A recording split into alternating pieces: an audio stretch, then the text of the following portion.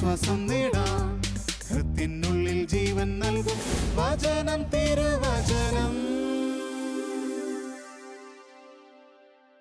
പിതാവിൻ്റെയും പുത്രൻ്റെയും പരിശുദ്ധാത്മാവിൻ്റെയും നാമത്തിൽ ആമേൻ. ഈശോയിൽ ഏറ്റവും സ്നേഹമുള്ളവരെ, ഉൽപ്പത്തി പുസ്തകം 25-ാമത്തെ അധ്യായം 29 മുതലുള്ള വചനങ്ങളിൽ മനോഹരമായ ഒരു സംഭവം നമുക്ക് കാണാൻ പറ്റും. ഒരിക്കൽ യാക്കോബ് പായസമുണ്ടാക്കിക്കൊണ്ടിരുന്നപ്പോൾ ഏസാവ് വിശന്നു തളർന്ന വയലിൽ നിന്ന് വന്നു. അവൻ യാക്കോബിനോട് പറഞ്ഞു, ആ ചുമന്ന പായസം കുറച്ച് എനിക്ക് തരിക, ഞാൻ വളരെ ക്ഷീണിച്ചിരിക്കുന്നു. യാക്കോബ് പ്രതിവചിച്ചു, ആദ്യം നിൻ്റെ കടിഞ്ഞൂലവകാശം എനിക്ക് വിട്ടുതരിക.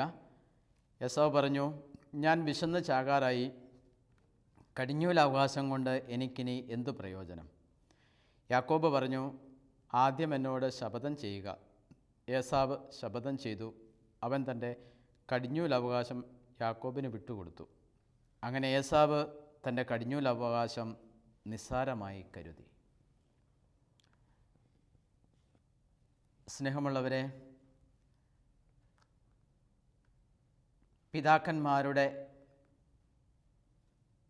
വിശ്വാസത്തിലേക്ക് വരേണ്ടിയിരുന്നവനായിരുന്നു ഏസാവ്. പിതാക്കന്മാരുടെ ഗണത്തിൽ പെടേണ്ടവനായിരുന്നു. പക്ഷേ ഏസാവിൻ്റെ ഒരു കുറഞ്ഞ സമയത്തെ ചിന്താശക്തിയില്ലായ്മ അദ്ദേഹത്തിൻ്റെ കടിഞ്ഞൂലവകാശം സഹോദരന് കൈമാറി. വിശന്നു തളർന്ന വയലിൽ നിന്ന് വന്ന ഏസാവിന് തൻ്റെ കടിഞ്ഞൂലവകാശം കൊണ്ട് എന്ത് പ്രയോജനം? ഞാൻ വിശന്ന് ചാകാറായി. അത്രത്തോളം ഏസാവിൻ്റെ ചിന്തയ്ക്ക് ആഴമില്ലായിരുന്നു. ഏസാവിൻ്റെ ചിന്തയ്ക്ക് ആഴമുള്ള ഒരനുഭവമോ അല്ലെങ്കിൽ അത്രത്തോളം ആ കിട്ടിയ അല്ലെങ്കിൽ തൻ്റെ കടിഞ്ഞൂലവകാശത്തിന് എന്ത് വിലയുണ്ട്, അല്ലെങ്കിൽ അതെത്രത്തോളം ഞാൻ മാനിക്കേണ്ടതാണ് എന്നൊരു ചിന്ത ഏസാവിന് ഇല്ലാതെ പോയി. അനുഗ്രഹം നഷ്ടമാക്കി, അത് വിലയറിയാതെ എന്താണ് തൻ്റെ കടിഞ്ഞൂലവകാശം എന്നുപോലും ചിന്തിക്കാതെ, അതിൻ്റെ വിലയറിയാതെ പിതാക്കന്മാരുടെ ഗണത്തിൽപ്പെടേണ്ട ഏസാവ് ആരുമല്ലാതായി തീർന്നു, പുറന്തള്ളപ്പെട്ടു. യാക്കോബിന് പിതാക്കന്മാരുടെ ഗണത്തിൽ സ്ഥാനവും ലഭിച്ചു.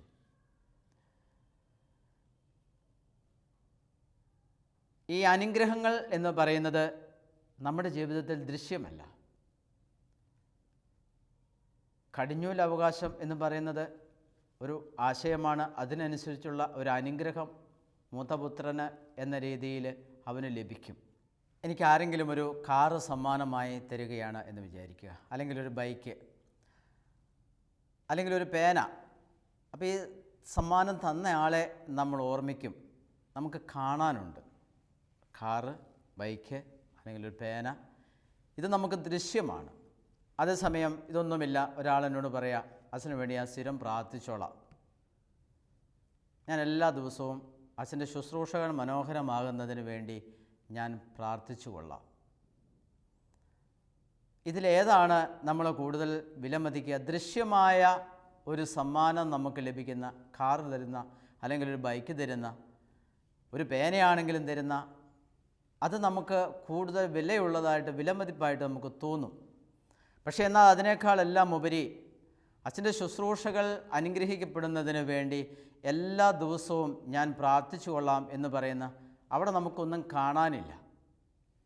പക്ഷേ ആ പ്രാർത്ഥന അതായിരിക്കും ഏറ്റവും കൂടുതൽ എനിക്ക് അനുഗ്രഹമായിട്ട് തീരാൻ പോകുന്നത്. ഇവിടെ നമുക്ക് അനുഗ്രഹമായി നിൽക്കുന്നത് എന്തോ അതാണ് നമ്മുടെ ജീവിതത്തിൽ എന്നും നമുക്ക് വലിയൊരു കൃപയായിട്ട് തീരുക. ഇസഹാക്ക് അനുഗ്രഹിക്കാൻ പോവുകയാണ് തൻ്റെ മക്കളെ. ഇസഹാക്ക് അനുഗ്രഹിക്കുവാനായിട്ട് പോകുമ്പോൾ ഇസഹാക്ക് ഏസാവിനോട് പറഞ്ഞു, നിൻ്റെ ആയുധങ്ങളായ അമ്പും വില്ലും എടുത്ത് വേട്ടയാടി കുറേ കാട്ടിറച്ചി കൊണ്ടുവരിക, അത് തിന്നിട്ട് ഞാൻ നിന്നെ അനുഗ്രഹിക്കട്ടെ. ഇത് അമ്മയായ റബേക്ക കേൾക്കുന്നുണ്ടായിരുന്നു.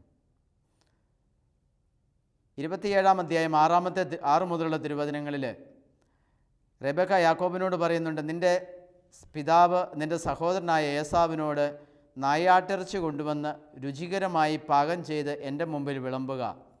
ഞാൻ മരിക്കും മുമ്പ് അത് ഭക്ഷിച്ച് ദൈവത്തിൻ്റെ മുമ്പിൽ നിന്നെ അനുഗ്രഹിക്കട്ടെ എന്ന് പറയുന്നത് ഞാൻ കേട്ടു. അതുകൊണ്ട് മകനെ, നീ ഇപ്പോൾ എൻ്റെ വാക്കനുസരിച്ച് പ്രവർത്തിക്കുക.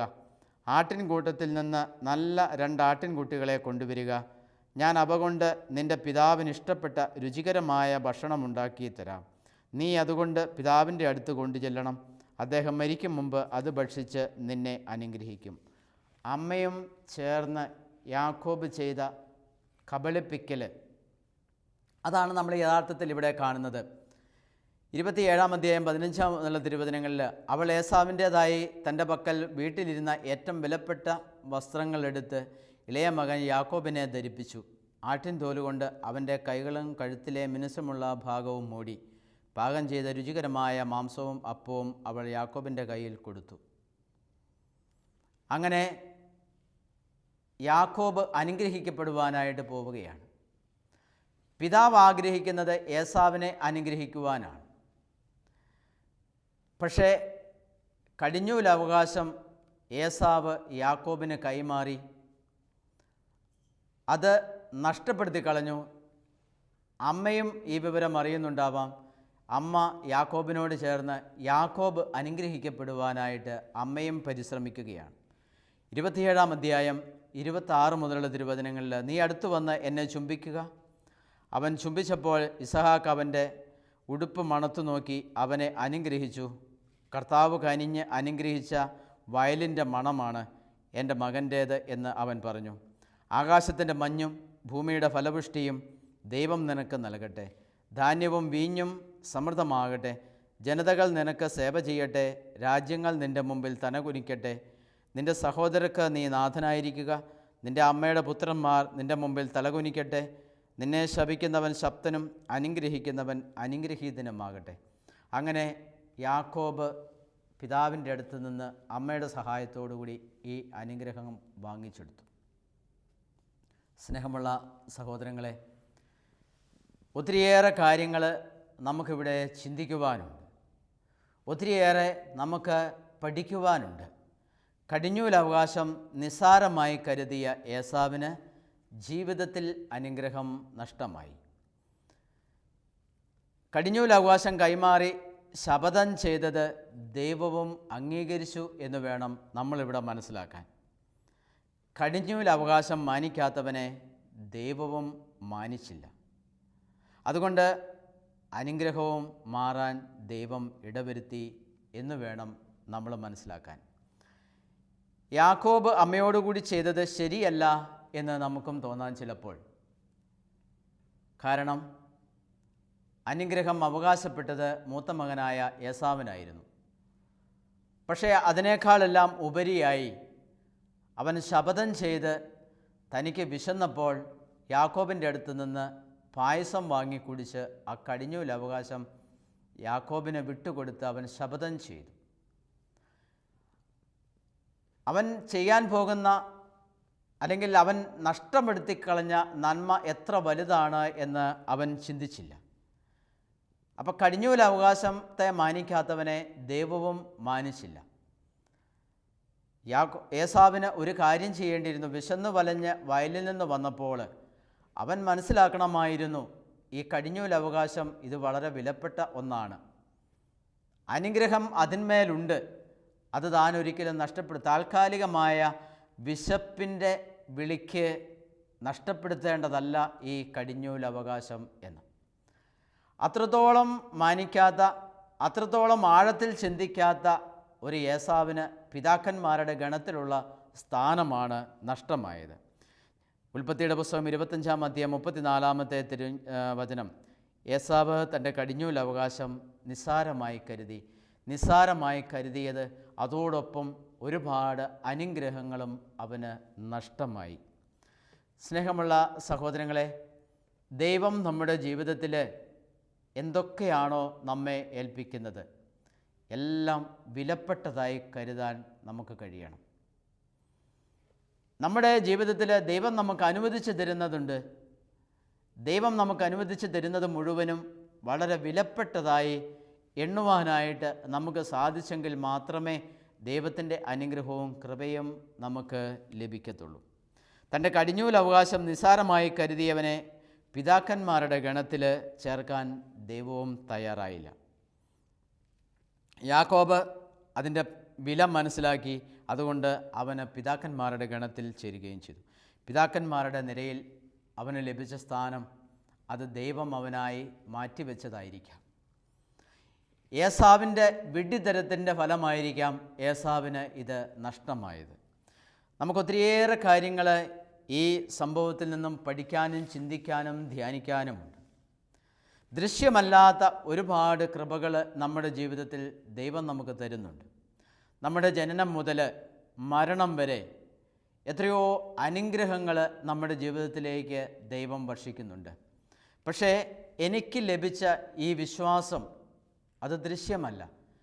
എനിക്ക് ലഭിക്കുന്ന ആത്മീയ നന്മകൾ അത് ഞാൻ എൻ്റെ ജീവിതത്തിൽ അനുഭവിച്ച് അറിയേണ്ടതാണ്. എനിക്ക് ലഭിച്ച വിശ്വാസത്തെ ഞാൻ എത്ര ഗൗരവമായിട്ട് കാണുന്നുണ്ട്.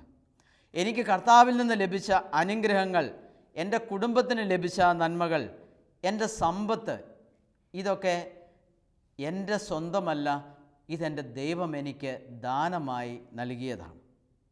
എൻ്റെ ദൈവം എന്നെ എത്രത്തോളം അനുഗ്രഹിക്കുന്നു, എനിക്ക് തന്ന എൻ്റെ കഴിവുകൾ, ഇതെൻ്റെ സ്വന്തമെന്ന മട്ടിൽ, എൻ്റെ സൃഷ്ടിയാണ് എന്ന മട്ടിൽ നമ്മൾ ജീവിക്കുമ്പോൾ ദൈവത്തിൻ്റെ അനുഗ്രഹത്തെ കാണാൻ നമുക്ക് കഴിയില്ല. മറിച്ച് എൻ്റെ ദൈവം എനിക്ക് തന്നതാണ്. ഞാനായിരിക്കുന്ന അവസ്ഥ മുഴുവനും, എനിക്കിന്നുള്ളത് മുഴുവനും, എൻ്റെ കഴിവുകൾ മുഴുവനും, എൻ്റെ വിശ്വാസം, ഞാൻ അനുദിനം സ്വീകരിക്കുന്ന കുദാശകളിലെ കൃപാവരങ്ങൾ, ഈ കുദാശകൾ സ്വീകരിക്കുവാൻ എനിക്ക് യോഗ്യത തന്ന എൻ്റെ ദൈവം, അതിന് അവസരം തരുന്ന എൻ്റെ ദൈവം, ഒരു വിശുദ്ധ കുർബാന സ്വീകരിക്കുവാനും ഒരു വിശുദ്ധ ബലിയിൽ പങ്കെടുക്കുവാനും എത്രയോ കാലം ആഗ്രഹിക്കുന്ന എത്രയോ മനുഷ്യരുണ്ട്. നമ്മളെയൊക്കെ ജീവിതത്തിൽ നമുക്കിതെല്ലാം വളരെ സമീപത്താണ്. ഇഷ്ടമുള്ളപ്പോൾ ഇഷ്ടമുള്ള കുദാശകൾ സ്വീകരിക്കാൻ പറ്റുന്ന നല്ല ഒരു സാഹചര്യത്തിൽ നമ്മളെല്ലാവരും ഉണ്ട്. ദൈവം തന്നതിനെല്ലാം ഞാൻ എന്ത് വില നൽകുന്നു, എന്ത് നന്ദി പറയുന്നു, എത്രത്തോളം ഞാൻ ഇതിനെയൊക്കെ മാനിക്കുന്നുണ്ട്. എൻ്റെ ജീവിത സാഹചര്യത്തിലെ എൻ്റെ അനുഗ്രഹങ്ങളെ ഞാൻ എത്ര നന്നായിട്ട് ഞാൻ എണ്ണുന്നുണ്ട്. അത് വളരെ പ്രധാനപ്പെട്ട ഒരു കാര്യം. എൻ്റെ ജീവിതത്തിൽ അനുവദിച്ച് കിട്ടിയിരിക്കുന്ന എല്ലാ കാര്യങ്ങൾക്കും നന്ദി പറഞ്ഞുകൊണ്ട് ദൈവമേ നന്ദി എന്ന് പറഞ്ഞ് എൻ്റെ ജീവിത സാഹചര്യത്തിൽ ആയിരിക്കുവാൻ എനിക്ക് സാധിക്കുന്നുണ്ട്. ഏസാവിൻ്റെ ജീവിതത്തിൽ പറ്റിയത്, അവനൊന്ന് വിശന്നപ്പോഴേക്കും, അല്പം വിശന്നപ്പോൾ അവൻ പറഞ്ഞു, ഞാൻ വിശന്ന് ചാകാറായി, കടിഞ്ഞൂൽ അവകാശം കൊണ്ട് എനിക്കിനി എന്ത് കാര്യം? ഒരിക്കൽ പോലും അവൻ ചിന്തിക്കരുതാത്ത കാര്യമായിരുന്നു. വിശന്ന് വലഞ്ഞതിന് പരിഹാര മാർഗമുണ്ട്, അല്ലെങ്കിൽ അല്പം കൂടി ശ്രമിച്ചാൽ അതിന് പരിഹാരം കാണാം. പക്ഷേ തനിക്ക് ജന്മസിദ്ധമായി ലഭിച്ച, ജനിച്ചപ്പോൾ തനിക്ക് കിട്ടിയ ഒരു അനുഗ്രഹമായിരുന്നു കടിഞ്ഞൂൽ അവകാശം. അത് വിറ്റ് കളയാൻ, അല്ലെങ്കിൽ അത് നഷ്ടപ്പെടുത്തി കളയാൻ എനിക്ക് വളരെ എളുപ്പമാണ്. പക്ഷേ പരിഹാരമുള്ള വിശപ്പ് എന്ന മാർഗത്തെ അവന്, ഈ കടിഞ്ഞൂൽ അവകാശത്തെ ഒഴിവാക്കിക്കൊണ്ടാണ് അവൻ അതിന് പരിഹാരം കണ്ടെത്തിയത്. സ്നേഹമുള്ള സഹോദരങ്ങളെ, നിയമാവർത്തന പുസ്തകം 6-ാം അധ്യായം 4 മുതലുള്ള തിരുവചനങ്ങളിൽ നമ്മോട് വചനം പറയുന്നു, ഇസ്രായേലെ കേൾക്കുക, നമ്മുടെ ദൈവമായ കർത്താവ് ഒരേ ഒരു കർത്താവാണ്. നിങ്ങളുടെ ദൈവമായ കർത്താവിനെ പൂർണ്ണ ഹൃദയത്തോടും പൂർണ്ണ ആത്മാവോടും പൂർണ്ണ ശക്തിയോടും കൂടി സ്നേഹിക്കണം. ഞാൻ ഇന്ന് നൽകുന്ന ഈ വചനങ്ങൾ നിങ്ങളുടെ ഹൃദയത്തിലുണ്ടായിരിക്കണം. ജാഗരൂകതയോടെ അവ നിങ്ങളുടെ മക്കളെ പഠിപ്പിക്കണം. എത്ര മനോഹരമായിട്ടാണ് ദൈവമക്കൾ പാലിക്കേണ്ട കൽപ്പന നിയമാവർത്തന പുസ്തകത്തിൽ ദൈവം കൊടുക്കുന്നത്. ഇസ്രായേലെ കേൾക്കുക, അതായത് ഇസ്രായേൽ ജനം മുഴുവനും കേൾക്കണം, നമ്മുടെ ദൈവമായ കർത്താവ് ഒരേ ഒരു കർത്താവാണ്. നിങ്ങളുടെ ദൈവമായ കർത്താവിനെ പൂർണ്ണ ഹൃദയത്തോടും പൂർണ്ണ ആത്മാവോടും പൂർണ്ണ ശക്തിയോടും കൂടി സ്നേഹിക്കണം. ഈ ദൈവമല്ലാതെ മറ്റൊന്നിനെയും നിങ്ങൾ സ്നേഹിക്കാൻ പാടില്ല. പൂർണ്ണ ഹൃദയത്തോടും നിൻ്റെ ഹൃദയത്തിൻ്റെ ഒരു കോണിൽ പോലും മറ്റൊന്നിനെയും നീ പ്രതിഷ്ഠിക്കാൻ പാടില്ല. നിൻ്റെ സമ്പത്ത്, നിൻ്റെ കഴിവുകൾ, നിൻ്റെ ജീവിത പങ്കാളി, നിൻ്റെ മക്കൾ ഒന്നും പൂർണ്ണ ഹൃദയത്തോടെ പൂർണ്ണ ആത്മാവോടും സർവശക്തിയോടും പൂർണ്ണ മനസ്സോടും കൂടി നീ ദൈവത്തെ സ്നേഹിക്കണം. ഇതാണ് ദൈവം നിന്നിൽ നിന്നും ആവശ്യപ്പെടുന്നത്. ആ ദൈവത്തെ സ്നേഹിക്കേണ്ട സ്ഥാനത്ത് നീ നിൻ്റെ ഹൃദയത്തിൻ്റെ കോണിൽ മറ്റൊന്നിനും നീ സ്ഥാനം കൊടുക്കരുത്. ആ സ്ഥാനം കൊടുത്താൽ അതെല്ലാം ദൈവത്തിന് ഇഷ്ടമല്ല എന്നോർക്കുക. അപ്പം ഞാനിന്ന് കൽപ്പിക്കുന്ന ഈ വചനങ്ങൾ നിങ്ങളുടെ ഹൃദയത്തിൽ ഉണ്ടായിരിക്കണം. ജാഗരൂകതയോടെ അവ നിങ്ങളുടെ മക്കളെ നിങ്ങൾ പഠിപ്പിക്കണം. പിന്നെയോ വീട്ടിലായിരിക്കുമ്പോഴും യാത്ര ചെയ്യുമ്പോഴും കിടക്കുമ്പോഴും എഴുന്നേൽക്കുമ്പോഴും അവയെപ്പറ്റി സംസാരിക്കണം. സ്നേഹമുള്ളവരെ, എപ്പോഴും ഈ നിയമങ്ങൾ നിങ്ങളുടെ ഹൃദയത്തിലുണ്ടാകണം എന്നാണ് ദൈവം ആഗ്രഹിക്കുന്നത്. പക്ഷേ ഇന്ന് ദൈവം നൽകിയിരിക്കുന്ന ഈ കൽപ്പന നമ്മുടെ ഹൃദയത്തിൽ ഉണ്ടോ? വീട്ടിലായിരിക്കുമ്പോഴും യാത്ര ചെയ്യുമ്പോഴും കിടക്കുമ്പോഴും എഴുന്നേൽക്കുമ്പോഴും അവയെപ്പറ്റി സംസാരിക്കണം എന്ന് പറയുന്നു. ദൈവത്തിൻ്റെ നിയമങ്ങളും ദൈവത്തിൻ്റെ മഹത്തായ അത്ഭുതകൃത്യങ്ങളും ദൈവം ചെയ്ത മഹത്തായ കാര്യങ്ങളും നമ്മൾ എപ്പോഴൊക്കെ ഓർക്കാറുണ്ട്? നമ്മൾ ചിന്തിക്കാറുണ്ടോ? നമ്മൾ സംസാരിക്കാറുണ്ടോ? നമ്മുടെ ജീവിതത്തിലേക്ക് അവ കടന്നു വരാറുണ്ടോ? ഉദാഹരണം പറഞ്ഞാൽ, നമ്മളിന്ന് വാഹനമൊക്കെ ഓടിച്ച് പുറത്തേക്ക് പോകുമ്പോൾ ഒരുപാട് വാഹനാപകടങ്ങൾ നടക്കുന്ന ഒരു കാലഘട്ടമാണ്. ദൈവാനുഗ്രഹം മാത്രമാണ് നമ്മൾ തിരിച്ച് വീട്ടിലെത്താൻ കാരണമായിരിക്കുന്നത്. ദൈവാനുഗ്രഹം കൊണ്ട് മാത്രമാണ് നമ്മളിന്നൊരു വാഹനവുമായിട്ട് റോഡിലേക്ക് ഇറങ്ങിയാൽ നമുക്ക് തിരിച്ചു വരാൻ സാധിക്കുന്നതിൻ്റെ പിന്നിലെ കാരണം ദൈവാനുഗ്രഹം മാത്രമാണ്. നമ്മുടെ കഴിവും നമ്മുടെ വാഹനത്തിൻ്റെ കഴിവും ഒന്നുമല്ല. തിരിച്ച് നമ്മൾ വന്നു കഴിയുമ്പോൾ നമ്മളിൽ എത്ര പേര്, ദൈവമേ, ഇന്ന് നീ എന്നെ സുരക്ഷിതമായി എന്നെയും എൻ്റെ വാഹനത്തെയും കാത്തു പരിപാലിച്ചതിന് നന്ദി പറയുന്നു എന്ന് നമുക്ക് എത്ര പേർക്ക് പറയാൻ പറ്റുന്നുണ്ട്? എത്ര പേര് അത് ഓർക്കുന്നുണ്ട്? ഇന്ന് വളരെ ബുദ്ധിമുട്ടാണ് വീട്ടിലായിരിക്കുമ്പോഴും യാത്ര ചെയ്യുമ്പോഴും കിടക്കുമ്പോഴും എഴുന്നേൽക്കുമ്പോഴും അവയെപ്പറ്റി സംസാരിക്കാൻ. കാരണം നമ്മുടെയൊക്കെ ബുദ്ധിയിൽ നിന്നും ഓർമ്മയിൽ നിന്നും ചിന്തയിൽ നിന്നും വിചാരവികാരങ്ങളിൽ നിന്നും ദൈവത്തിൻ്റെ വചനവും ദൈവത്തിൻ്റെ മഹത്തായ പ്രവൃത്തികളും എന്നോ വിട്ടുപോയിരിക്കുന്നു. കാരണം നമുക്കത് ഇന്ന് വലിയൊരു കാര്യമല്ല. നമുക്ക് ലഭിച്ച ദൈവാനുഗ്രഹങ്ങൾ, ദൈവം നമ്മുടെ ജീവിതത്തിൽ ചെയ്ത മഹത്തായ കാര്യങ്ങൾ, അപകടങ്ങളിൽ നിന്ന് നമ്മളെ രക്ഷിക്കുന്നത്, നമുക്ക് നൽകുന്ന നന്മകൾ, ഇതൊന്നും ഇന്ന് നമുക്ക് വലിയ കാര്യമല്ല. അതൊന്നും നമ്മുടെ ശ്രദ്ധ ആകർഷിക്കുന്നില്ല. നേരെ മറിച്ച് നമ്മുടെ ശ്രദ്ധ ആകർഷിക്കുന്ന മറ്റൊരുപാട് കാര്യങ്ങളുണ്ട്. നമ്മുടെ ഭൗതികമായ നേട്ടങ്ങൾ, നമ്മുടെ രാഷ്ട്രീയ ലോകം, നമ്മുടെ സമ്പത്ത്, നമ്മുടെ സുസ്ഥിതി, എങ്ങനെ നമുക്ക് നമ്മുടെ സമ്പത്ത് വർദ്ധിപ്പിക്കാം, അല്ലെങ്കിൽ അതിനു വേണ്ടി എനിക്ക് എന്തെല്ലാം ചെയ്യാം, എനിക്കെങ്ങനെ എൻ്റെ പേര് നിലനിർത്താം, എനിക്കെങ്ങനെ എൻ്റെ പേരും പ്രശസ്തിയും എന്നെക്കുറിച്ച് തന്നെ എനിക്കെങ്ങനെ എന്നെ കൂടുതൽ വളർത്താൻ പറ്റും, എന്നെ എങ്ങനെ കൂടുതൽ ഉയർത്താൻ പറ്റും, ഇതൊക്കെയാണ് നമ്മുടെ ചിന്താ വിഷയങ്ങളും നമ്മുടെ സംസാരവും നമ്മുടെ പ്രവൃത്തി. ഇതിനൊക്കെ ഇത് ശരിയല്ല എന്ന് നമ്മളോട് പറയാൻ പോലും ഇന്നൊരാൾ ഈ ഭൂമിയിലില്ല എന്നുള്ളതാണ് ഏറ്റവും ഖേദകരമായ കാര്യം. കാരണം ഞാൻ ഭൗതികമായ കാര്യങ്ങളിൽ മാത്രം ശ്രദ്ധ വെച്ച്, ഭൗതികമായ കാര്യങ്ങളിൽ മാത്രം ഞാൻ എൻ്റെ ശ്രദ്ധയെ കേന്ദ്രീകരിച്ച്, ഭൗതികമായ കാര്യങ്ങൾ മാത്രം ഞാൻ സംസാരിച്ച് ജീവിച്ചു പോകുമ്പോൾ ഇത് മാത്രം മതിയോ? ദൈവം, നിത്യരക്ഷ, ആത്മാവ്, ഇതിനെക്കുറിച്ചൊക്കെ ഒന്ന് ചിന്തിക്കാൻ എന്നെ പ്രേരിപ്പിക്കുവാൻ ഒന്നും എൻ്റെ ചുറ്റുപാടും ഇല്ല.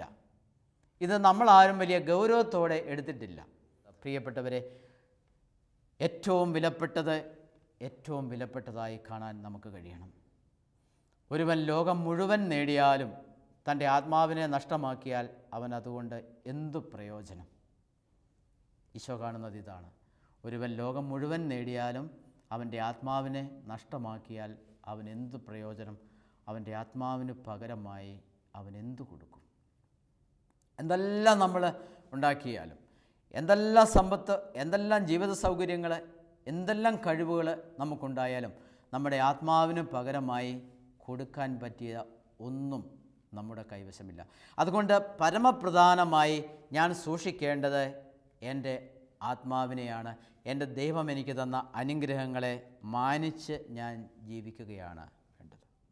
ഒരു കൂദാശയെയും ആ കൂദാശയിൽ ഒളിഞ്ഞിരിക്കുന്ന അദൃശ്യമായ അനുഗ്രഹത്തെയും മാനിക്കാൻ നമുക്കിന്ന് അറിയാൻ പാടില്ലാതായി. അതുകൊണ്ട് നമ്മുടെ ഭൗതികമായ ആഘോഷങ്ങൾക്ക് നമ്മളെപ്പോഴും വലിയ പ്രാധാന്യം നൽകുന്നു. അപ്പോൾ അങ്ങനെ വലിയ ഭൗതികമായ ആഘോഷങ്ങൾക്ക് വലിയ പ്രാധാന്യം നൽകി ആത്മീയമായ കൃപകൾ മുഴുവനും അവഗണിക്കപ്പെടുകയാണ്. ഏസാവ് ആ പായസത്തിന് വേണ്ടിയിട്ട് തൻ്റെ കടിഞ്ഞൂൽ അവകാശം കൊടുത്തതുപോലെ എത്രയോ വിലപ്പെട്ട ഒരു നന്മയാണ് ഏസാവ് നഷ്ടമാക്കിയത് എന്ന് ഏസാവിന് പോലും തിരിച്ചറിയാൻ പറ്റിയില്ല. പ്രിയപ്പെട്ട സഹോദരങ്ങളെ, മരിച്ചടക്കുകൾ പോലും ഇന്ന് വലിയ ആഘോഷങ്ങളാക്കി എന്ന് മാത്രമല്ല, പേരിനും പ്രശസ്തിക്കും വേണ്ടിയുള്ള ചടങ്ങുകളാക്കി നമ്മളതിനെയൊക്കെ അധപ്പതിപ്പിക്കുകയാണ്. സുഭാഷിതങ്ങളുടെ പുസ്തകം 4-ാം അധ്യായം 23-ാമത്തെ തിരുവചനം നമ്മെ ഓർമ്മപ്പെടുത്തുന്നു. നിൻ്റെ ഹൃദയത്തെ ജാഗരൂകതയോടെ കാത്തു സൂക്ഷിക്കുക, ജീവൻ്റെ ഉറവകൾ അതിൽ നിന്നാണ് ഒഴുകുന്നത്. നിൻ്റെ ഹൃദയത്തെ ജാഗരൂകതയോടെ കാത്തു സൂക്ഷിക്കുക, ജീവൻ്റെ ഉറവകൾ അതിൽ നിന്നാണ് ഒഴുകുന്നത്. അപ്പോൾ നമ്മുടെ ഹൃദയം, ഞാൻ എത്രത്തോളം എൻ്റെ ഹൃദയത്തിൽ എൻ്റെ കർത്താവിനും എൻ്റെ കർത്താവ് നൽകുന്ന അനുഗ്രഹത്തിനും ഞാൻ സ്ഥാനം കൊടുക്കുന്നു, എൻ്റെ ഹൃദയത്തിൽ ഞാൻ എത്രത്തോളം ഞാനതിനെ വിലമതിക്കുന്നു. 24-ാം അധ്യായം സുഭാഷിതങ്ങൾ 4-ാം അധ്യായം 26-ാമത്തെ തിരുവചനം നമ്മെ വീണ്ടും ഓർമ്മപ്പെടുത്തുന്നു. നീ നടക്കുന്ന വഴികൾ ഉത്തമമെന്ന് ഉറപ്പിക്കുക, തിന്മയിൽ കാലൂന്നുകയും അരുത്. സുഭാഷിതങ്ങളുടെ പുസ്തകം 5-ാം അധ്യായം 21-ാമത്തെ തിരുവചനം നമ്മെ വീണ്ടും ഓർമ്മപ്പെടുത്തുന്നു. മനുഷ്യൻ്റെ ചെയ്തികളെല്ലാം കർത്താവ് കാണുന്നു, അവിടുന്ന് അവൻ്റെ പാതകളെ ശോധന ചെയ്യുന്നു. ദുഷ്കൃത്യങ്ങൾ ദുഷ്ടനെ കെണിയിൽ വീഴ്ത്തുന്നു, സ്വന്തം പാപത്തിൻ്റെ വലയിൽ അവൻ കുരുങ്ങുന്നു. സ്നേഹമുള്ള സഹോദരങ്ങളെ, നമ്മളെവിടെയും കുരുങ്ങേണ്ടവരല്ല. ഒന്നും നമുക്ക് ദൈവമറിയാതെ നഷ്ടപ്പെടുന്നില്ല, ഒന്നും നഷ്ടപ്പെടുത്തേണ്ടവരല്ല. കാരണം ദൈവത്തെ നമുക്ക് മാനിക്കാം. ദൈവം തരുന്ന അനുഗ്രഹങ്ങളെ ഒന്നാമതായിട്ട് നമുക്ക് ഗണിക്കാം. ഏറ്റവും പ്രധാനപ്പെട്ടത് എൻ്റെ ദൈവം നൽകുന്ന അനുഗ്രഹങ്ങളാണ്. എൻ്റെ ആത്മാവിനെ കറകൂടാതെ സൂക്ഷിക്കുക, അതാണ് ഏറ്റവും വലിയ ഉത്തരവാദിത്തം എന്ന് നമുക്ക് മനസ്സിലാക്കാം. സുഭാഷിതങ്ങളുടെ പുസ്തകം 30-ാം അധ്യായം 5-ാം തിരുവചനം നമ്മെ ഓർമ്മപ്പെടുത്തുന്നു. ദൈവത്തിൻ്റെ ഓരോ വാക്കും സത്യമെന്ന് തെളിയുന്നു, തന്നെ അഭയം പ്രാപിക്കുന്നവർക്ക് അവിടുന്ന് കവചമാണ്. ഈ കവചത്തിനുള്ളിൽ നമുക്ക് ജീവിക്കുവാനായിട്ട് പരിശ്രമിക്കാം. ദൈവം നമ്മളെ സമൃദ്ധമായിട്ട് അനുഗ്രഹിക്കട്ടെ. ഏസാവിനെ പറ്റിയ അബദ്ധം നമ്മുടെ ഒന്നും ജീവിതത്തിൽ ഒരിക്കലും സംഭവിക്കാതിരിക്കട്ടെ എന്ന് നമുക്ക് വളരെ പ്രത്യേകമായിട്ട് പ്രാർത്ഥിക്കുകയും ചെയ്യാം. സ്നേഹമുള്ള ഈശോയോട് നമുക്കൊരു നിമിഷം പ്രാർത്ഥിക്കാം. കരുണവാനായ ഈശോയെ, അങ്ങ് നൽകുന്ന കൃപാദാനങ്ങളും അനുഗ്രഹങ്ങളും വിലമതിക്കുവാനും അങ്ങയുടെ മഹത്വമേറിയ അനുഗ്രഹങ്ങൾ മഹത്വമേറിയതായിട്ട് എണ്ണുവാനും അങ്ങ് ഞങ്ങളെ പഠിപ്പിക്കണമേ. പരിശുദ്ധ അമ്മേ മാതാവേ, സ്വർഗത്തിലേക്ക് നോക്കി സ്വർഗീയ മഹിമകളെ നോക്കി ജീവിക്കുവാൻ അമ്മ ഞങ്ങളെ അനുഗ്രഹിക്കണമേ. നിത്യം പിതാവും പുത്രനും പരിശുദ്ധാത്മാവുമായ സർവേശ്വര എന്നേക്കും ആമേൻ.